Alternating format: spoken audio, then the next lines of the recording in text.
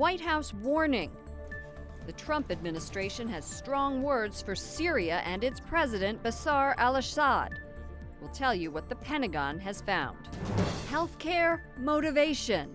I would not bet against Mitch McConnell. Senate leaders scramble to rescue their Obamacare replacement after the Budget Office releases new numbers of uninsured. This is much more than a policy priority. Ivanka Trump gets personal as the administration aims to stop human trafficking. And a milestone for the Pope. What he's asking of God. On EWTN News Nightly for Tuesday, June 27, 2017.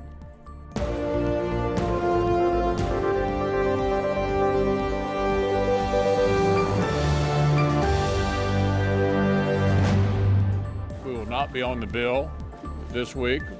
Vote delayed. Senate Republicans abruptly pushed the vote on their health care bill until after the July 4th recess. Good evening from Washington, D.C., and thank you to those of you joining us from around the world for news from a Catholic perspective. I'm Lauren Ashburn. Senate Majority Leader Mitch McConnell and others are retreating thanks to a GOP rebellion that leaves them without enough votes to even begin debating the legislation. Capitol Hill correspondent Jason Calvi has the latest from Capitol Hill. Good evening, Jason. Good evening, Lauren. The U.S. Bishops' Conference says it's unacceptable to leave millions without affordable health care. But pro-life advocates are praising the Senate's bill because it would defund Planned Parenthood for 1 year and ban tax credits from going to plans that cover abortion. The Senate Majority Leader says Republicans are still working toward getting at least 50 senators on board to pass the bill. A number of different discussions going on that have been going on for 6 weeks now, and they continue. This is a big, complicated subject. We're going to press on. We think the status quo is unsustainable for all the obvious reasons we've discussed over and over and over again. And we're optimistic we're going to get to a result that's better than the status quo. Senator Ted Cruz of Texas is one of the Republicans who cannot vote for the bill as is. He says it doesn't do enough to drive down the cost of premiums. Here's what he told me today. What does the president need to do tonight? What does he need to say tonight? The central focus needs to be on lowering premiums. You know, the biggest reason so many millions of Americans are unhappy with Obamacare is that it's caused premiums to skyrocket. The average family's premiums have increased over $5,000 a year.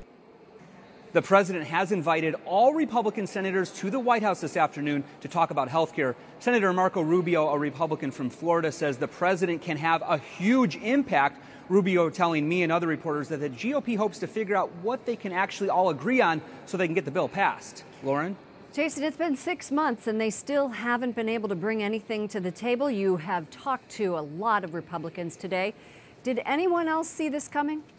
The number 2 Senate Republican, Senator John Cornyn, this morning seemed confident that they would actually have the vote on the health care bill before their July 4th recess, which begins this Friday. So still, clearly, Lauren, a lot of work needs to go into getting that compromise together. Wednesday, Thursday, Friday, and then they're gone. All right. Correspondent Jason Calvi at the Capitol. Thank you, Jason. GOP leadership says the White House is very anxious to help, and they encourage senators to accept that invitation today. Let's go to correspondent Mark Irons, who is there. Mark. Good evening, Lauren. One of President Trump's big promises during the campaign was to repeal and replace Obamacare, and so he's invested in making this happen. Deputy Press Secretary Sarah Sanders says the delay in a vote hasn't changed anything.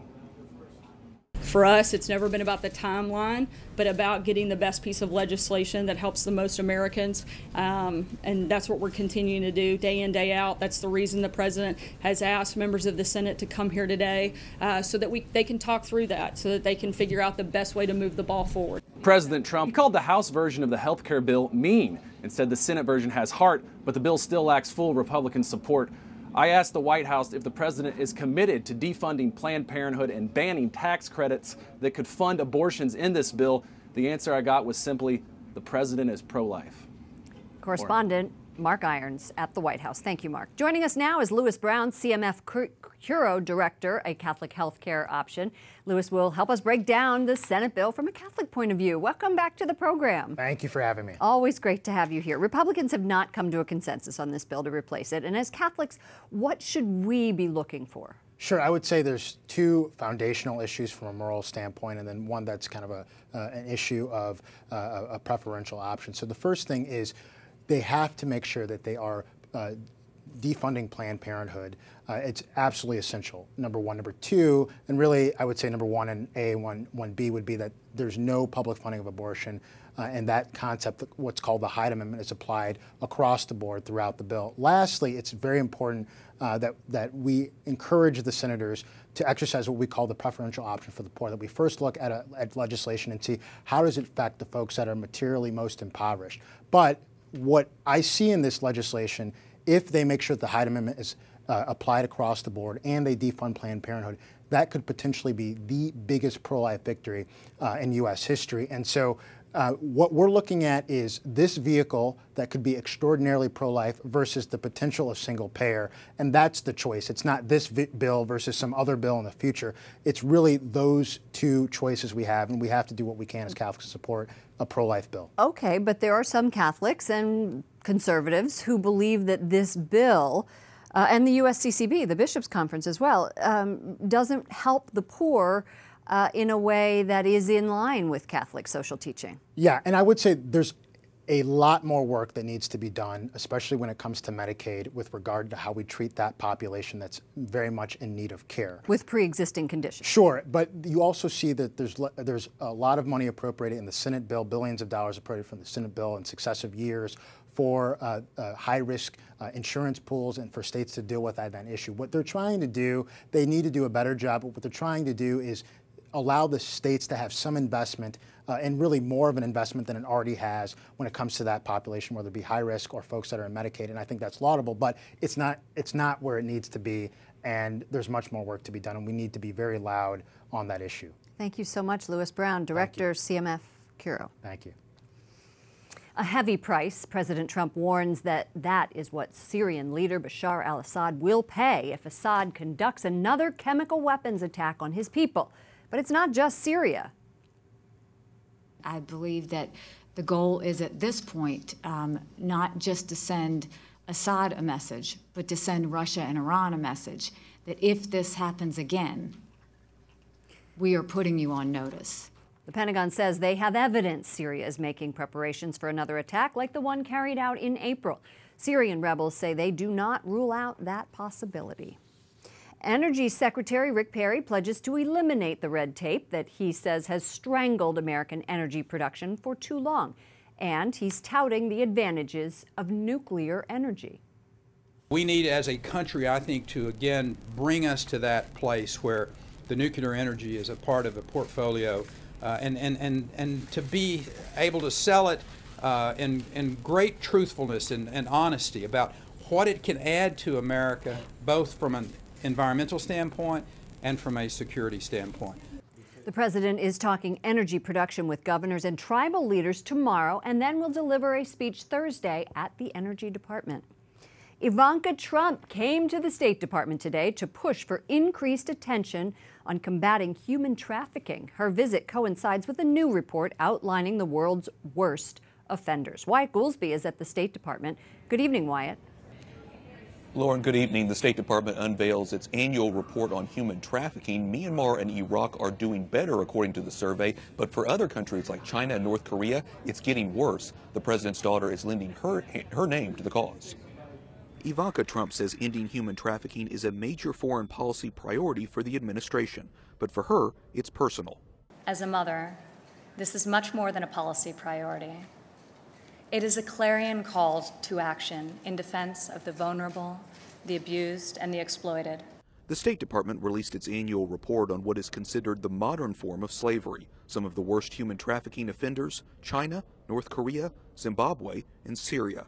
Secretary of State Rex Tillerson says the roughly 20 million victims around the globe show how much more work must be done. Human trafficking is becoming more nuanced and more difficult to identify. Much of these activities are going underground, and they're going online. It's an issue the U.S. is working on with the Vatican. This past May, Ms. Trump met with trafficking victims in Rome who received help from an Italian Catholic group, and recognition of the church's work in the field was on display in Washington. Among the 8 men and women honored today by Ivanka Trump and Rex Tillerson is Sister Vanaja Jasfine, a Catholic nun from Cameroon. The church's primary role is to stand for the voiceless. The God who created will not abandon you. Sister Jasfine says the Cameroonian Diocesan Commission on Peace and Justice works directly with Rome on the issue of human trafficking. Several months ago, Pope Francis called the issue of human trafficking a grave violation of human rights. He says it's why the church must take action against it. Lauren? Wyatt, what else did Sister say to you? It was a little bit difficult to hear her. Yes, she went on to talk about the importance of human dignity, Lauren, and the importance of being able to give back to others. For her, it's part of her faith to be able to give to others who are most in need. And she says that's the role of the church, to be able to witness to the poor and the marginalized, in this case, those who are trafficked. Lauren? Thank you so much. Correspondent Wyatt Goolsbee at the State Department. Undercover video from Raqqa, Syria shows the critical battle between the U.S. and ISIS. ISIS calls Raqqa its capital, but top commanders have fled and they've moved their prisoners out. The video obtained by CNN shows U.S.-led forces are making new gains against the terror group. The British Medical Association is campaigning to legalize abortion on demand up to 28 weeks, which is the 7th month of pregnancy. The largest pro-life group in the UK says that would further strip away the rights of the unborn. It's trivializing abortion. And it's undermining the consciences of doctors who refuse to follow this agenda, which has nothing to do with good medicine and everything to do with ideology. The union that represents 2/3 of Britain's doctors will now lobby the government to scrap the current law, which bans abortion after 24 weeks.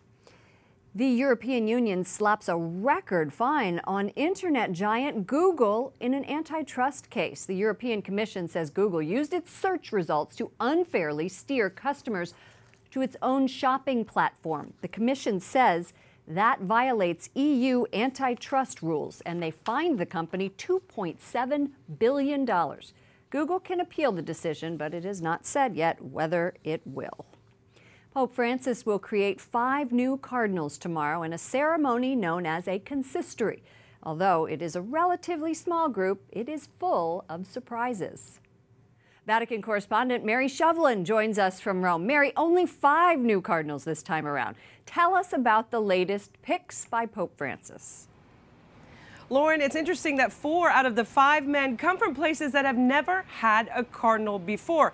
Cardinals from Sweden now, Mali, El Salvador, and Laos, and the 5th one coming from Spain, which has always traditionally had a cardinal there. And these picks took many by surprise, but it does show Pope Francis's continued concern for the peripheries, for the outlying areas of the church. All 5 of them, Lauren, are under the age of 80, which means they are eligible to vote for the next pope. What does it mean for these bishops to become cardinals? A cardinal is a key advisor to the Pope, so their main task above all is to elect his successor, to elect the next Pope. As a group, they are known as the College of Cardinals. They make up the Pope's Senate. Most remain a bishop of whatever diocese they were before, but they remain available for any summons that may come from the Holy Father for any reason. Others are assigned duties here within the Curia, the administrative apparatus here in the Holy See that runs the daily affairs, or any other duty that the Pope may entrust to them. Well, you mentioned that these cardinals are on the periphery, and that reflects Pope Francis's priorities for the church. Anything else that they are reflecting? Well, it's interesting, when he announced these names, it was just over a month ago that he made the announcement. He did draw attention to the fact that they all come from different parts of the world. He really wanted to show the Catholicity of the church, and the word Catholic means universal. So these picks certainly show that.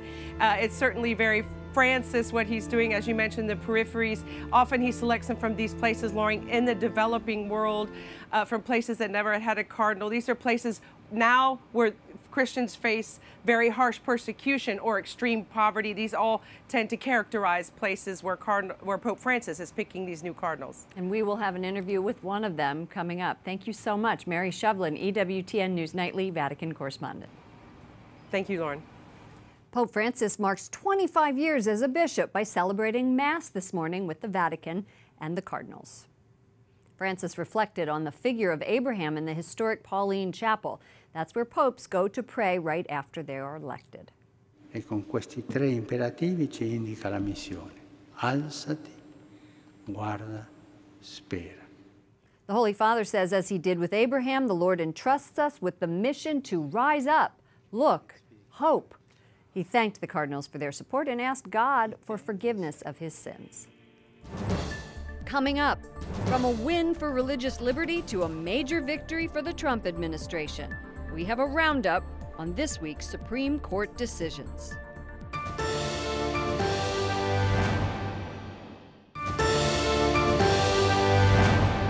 The U.S. bishops are applauding the Supreme Court's decision to protect religious liberty. The court sided yesterday with Trinity Lutheran Church of Columbia, Missouri, which had applied for a state grant but was denied. Baltimore Archbishop William Lori released a statement. It reads in part, "The Supreme Court rightly recognized that people of faith should not be discriminated against when it comes to government programs that should be made available to all." It is summer vacation for the justices until they return in October to hear cases, but one case that will not be heard at the Supreme Court is Hernandez versus Mesa. The justices sent it back to the lower court. And joining us now is Amy Howe, a reporter for SCOTUS blog. She has argued 2 cases at the Supreme Court. Welcome back to the program. Thanks for having me. It's a little complicated. Let's set it up. This was about a cross-border shooting. A 15-year-old was on Mexican soil. A border police guard shot him. And the case is about the lawsuit that the 15-year-old's family filed on behalf of him because he died, and a right under the 4th Amendment to be protected against excessive deadly force. What I don't understand about this case is that how does the 4th Amendment apply to a 15-year-old boy on Mexican soil? Well, that was actually the question that the lower courts decided and that the justices agreed to decide, was whether the 4th Amendment protected the teenager at all. And how do you figure that out? And what is the 4th Amendment? The 4th Amendment, what we think of it in terms of searches and seizures, but it also protects people from being the object of excessive deadly force. And so that's what the family was arguing in this case, that he had a 4th Amendment right to be protected from excessive deadly force, that the Border Patrol agent violated Okay, so it went all the way up to the Supreme Court, and the Supreme Court says no thank you, and it's going to go back down. Why? So one of the questions, when the Supreme Court announced that it was going to review the case last year, it added an additional question for the 2 sides to address, and this is something the Supreme Court gets to do. And they said, before we get to the question of whether or not the 4th Amendment was violated or how you figure that out, we need to figure out whether the Hernandez family, the teenager's family, can sue the Border Patrol agent at all. There's a 1971 case called Bivens versus 6 unknown federal agents that says, at least in some circumstances, you can sue federal agents alleging a violation of your 4th Amendment right, and you can sue them for money damages. So the very first thing they have to do is figure out whether or not they can sue. And so that's why they're not going to decide anything else. They sent it back because they decided another case involving the Bivens issue last week. And they said, go figure this question out first. All right. One thing everybody has been talking about is whether or not Justice Kennedy is going to retire. This seems to me to be this made-up media story. Is it? It's a little bit. I think there's 2 things going on. The first is that I'm sure that some of the older justices, every 6 months or so, do think about, is this a good time? Well, he's 80. For me to step down. He's 80. He's going to be 81. And then once you sort of get this theory in your head, it becomes an echo chamber in the press corps. Ooh, Justice Kennedy held his clerk reunion last weekend. I heard that, right. Therefore, he must be planning to retire. He moved it up from a year ago, right? Exactly. So there's nothing to it, really. So it seems. So it seems. All right. Thank you so much, Amy Howe, reporter for SCOTUS blog. Thanks for having me. Up next, an annual meeting at the Vatican to strengthen ties between the Catholic and Orthodox churches. Plus, a historic appointment. Swedes are proud that one of them has become a cardinal. My one-on-one interview with the Cardinal of Sweden.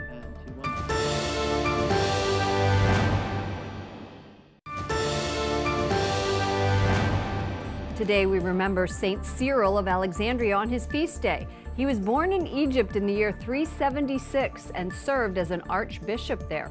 Because of his contribution to theology and church history, Saint Cyril is considered a doctor of the Church.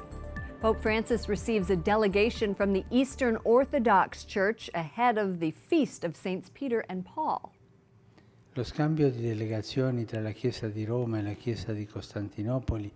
Pope Francis says the meeting increases the desire to fully reestablish the communion between Catholics and Orthodox. A delegation from the Vatican visits Istanbul each year in November for the Feast of St. Andrew. These visits began 50 years ago. Bishop Anders Aberelius is the first Catholic bishop of Swedish origin since the time of the Lutheran Reformation in 1500. Tomorrow, he will become a cardinal. Earlier this month, I spoke to him about his elevation by Pope Francis. Joining us now from Stockholm, Sweden, is Bishop Anders Aberelius. Welcome to the program. Thank you so much. You know, I was struck by the fact that there are only 200,000 Catholics in Sweden. You are going to become a cardinal. Why do you think that Pope Francis chose to place you there? Well, I think that the Holy Father is very interested in the minorities, those who live far away from the center, those who are a bit lost in the world. And as you know, Sweden is a very secularized country, and he wanted to encourage us to keep on hoping and living our faith, even if we are so few in the midst of a very secularized society. Well, you face serious challenges since, as you say, it is a deeply secular country. And recently, a Swedish labor court ruled against a pro-life midwife who was not allowed to work in several hospitals because she objected to abortion. And she expressed her opinion to the media. That seems a little bit intolerant. Is that common in Sweden? Well, unfortunately, abortion has become very widespread and very common. I know in some hospitals a midwife could be free from that, but in many other hospitals you have to be able to work with abortions if you want to have a job. So it's a very sad situation. And I know that you also have about 80% of the population that isn't Catholic. Pope Francis came to Sweden last year to commemorate the 500th anniversary of the Reformation. You have a lot of Lutherans there. How did the visit help the Catholic Church in Sweden? Well, I think everyone was so happy to receive the Pope. We were all surprised that Protestant, non-Christians, even secular people found that he had something to say, something to offer them. So for us, it was a real moment of grace. What is your goal there? The goal is to proclaim the gospel and help people to find Christ. And as Catholic, we have to become more evangelizing. We have to go out more and try to help people to discover Christ and his church. And I would imagine you, more than many other cardinals, have a difficult road ahead. Well, as far as now, I have received so much support, so much encouragement. Even on the street and in the metro, people have been congratulating me, because I think somehow Swedes are proud that one of them has become a cardinal, even if they don't know what it means. Okay, even if they don't. Well, I'm sure you're going to tell them. Thank you so much, Bishop Anders Aberelius of Stockholm, Sweden. Thank you. He's a lovely man. Finally tonight, a congratulations for our news partners at National Catholic Register. The Catholic Press Association has named the newspaper of the year. Judges call the Register a beautifully designed and impressive publication. In all, the paper won 10 awards at the conference, including a second-place award for their special issue dedicated to EWTN foundress Mother Angelica. The Register, which EWTN purchased in 2011, marks its 90th anniversary in November. For all of us here at EWTN News Nightly, to all of you around the world, thank you for joining us. I'm Lauren Ashburn. We'll be back tomorrow for more news from a Catholic perspective. Good night, and God bless you.